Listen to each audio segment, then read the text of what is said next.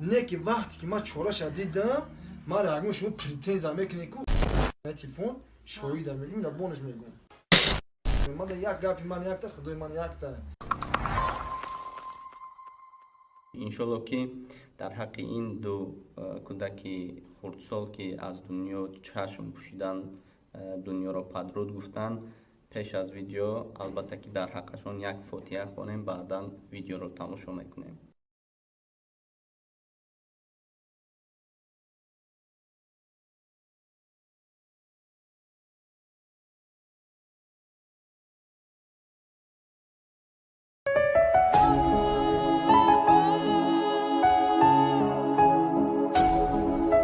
салом алейкум бародарон ва хоҳарони гироми қадри дур аз ватан, хуш омадед ба канали ҳамнаво. Бо шумо ҳастам Али Акбар. имрӯз дар бораи ду модаре ки фарзандои лахти ҷигарашонро гум карданд. инҳо яктояш модари Ҳувайдо ва дигараш бошад бисёр ғаму андӯҳ дид ки ин Дилноза Каримова мебошад. аз номи худам ва аз номи тамоми мардуми тоҷик изҳори тасаллият мекунем ва худованд ҷояшонро ҷаннат гардонад. як-ду навори нав аз модару падари Ҳувайдо ки нав сабт карда шуд хостам барои шумо пешниҳод кунам ва дуюм ин аст ки Дилноза Каримова барои фарзанде ки аз дунё гузашт ва паи Дилноза як наворе сабт карда истодааст ки дар ҳақиқат меҳнат карданд. ман видеоашро мегузорам, тамошо кунед чӣ қадар барои як клип вақт сарф кардан, чӣ қадар барои як клип меҳнат кардан. ҳамаашро хулосаи гап мемонам, тамошо мекунед. ин ҳама барои чи аст? Барои фарзанд аст. худованд фарзандои тамоми бародарони муъмину мусулмона дар паноҳаш нигаҳ дорад. изҳори тасаллият мекунем ба апаи Дилноза ва модари Ҳувайдо. худованд ҷояшонро ҷаннат гардонад ва албатта ки дар ҳаққашон дуогӯ бошем. не ки вақти ки man чораш дидам man рaqm шумо претензия мекунед ку инаи мо ку мада спасо меша шумо фаҳмед ман ҳамаш камера дар наида ҳаст комиш гҷуда чихел карда басумка чихел бурдага чихел киштага ҳамаша ку ман наида запис кардим ина телефон шоида мегӯям да бонаш мегӯям ҳамсоё дорам дидаги мошина запис карда гирен да полутилни ки мумкин ки удалит шавам бо ягон диска запис карда гирен ман мекунам шолорамра ҳамаёра ку запис мекунам чандташа инам хел хоҳарҷон хакна ушиш айнаси мо мебинем чӣ боша набоша дига мада рӯз дига ҳаётан дар кунест дига агар 20 сол мута ку ман хунда хун мегирам мана 20 сол ман 50 сол мута ман умрам ахуд таваккалам ба худо ман хунда хун мегирам мада як гапи ман якта худои ман якта ман дига ам қадарша не акаҷон хаймонен аки ҳамун суд қатъи иншолло ки ина ваям ҳамун урусҳои худшон ҳам дастгирӣ бояд як мо пешакӣ рафта заявка шуда буда аинҷа рафташ омадиде не стажировка не бояд на онҷа начал инглисе на он серпховски мешиде ие барои нам қадар инҷа када уро оташ администрацияи сочи фаҳмиди начал инглис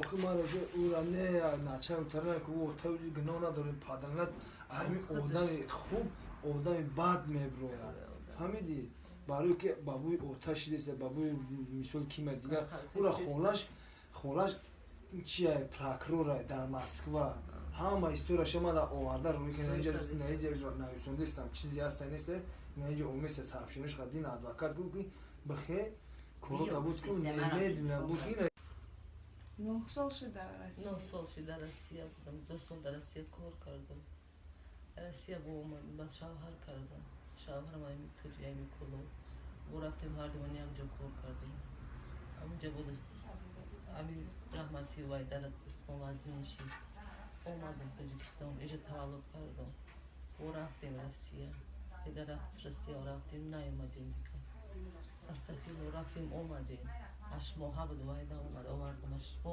шавҳарам занг зад ки биё ки ма тоқа квартира дайчика нест биё қатин зер кудака биё бо рафтем ки баъд бонам як сол пас пулистон ваз мешид даҷҳед дуюмака чанд кӯдак дорем акаҷон 4 кӯдак дорам як кӯдактон дцп як духтари калони майд шавҳари мурдаи димай истетаи буд шавҳар май дуюм калони бади вайда бо дцп духтар чамшид калониш 15 сола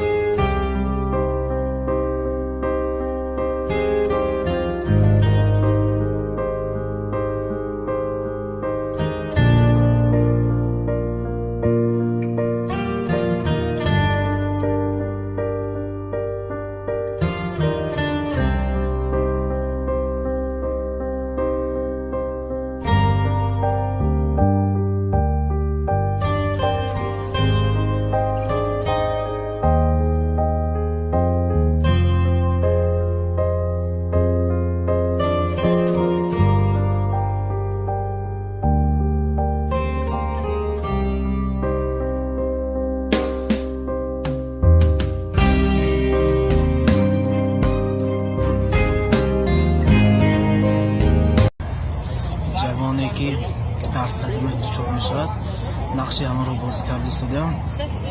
як аввалин маротиба вақте ки ман аз даруни мошин гирифтам як эҳсосоти аҷоиб буд. тамоми баданам дар ҳаяҷон шуд, яъне ки одам бовар мекунад ки ту дар ҳамин садама дучор шудагааст, чунки яку якбора 5-6 нафар одам болода мебиёянд, ин худатам бовар мекунӣ ки дар садама афтодаӣ. برای مهنتی هر یک نفران که روز مهنت کردن فرزند جان در اینجا تیمون جان عبدالصفا زهی جان اویلم این بچه همش به تشکر زیادی قدر برای یک سرود معلقه من یک هفته باز اگر خطا نکنم ثبت کرده ایستادیم و من باوری کامل دارم که نه تنها یک سرودی می شود که فقط دردی مرا نشان دهد. البته من این سرود را به هر آن نفرانی که نزدیکانشان را گم کردند به آنها میبخشم. تشکر.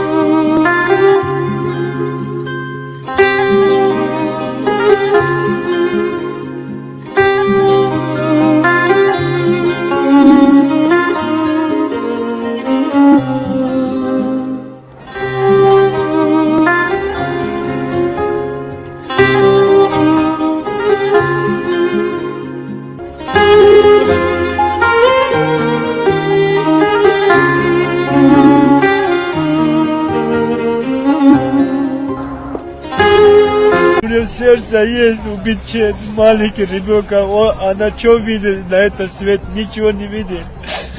خواستم که یک سخن کنم، یک همدردی خود رو بیان کنم. خلاصه گپ دوستان گرامی، احتیاط کنید در غریبی ها. هممون در غریبی هستیم، هممون در مهاجرت هستیم و از درگاه خداوند دعا طلب میکنیم که جای این خواهرچه‌مون را جنت گرداند و با پدر و مادرش صبر جمیل عطا گرداند.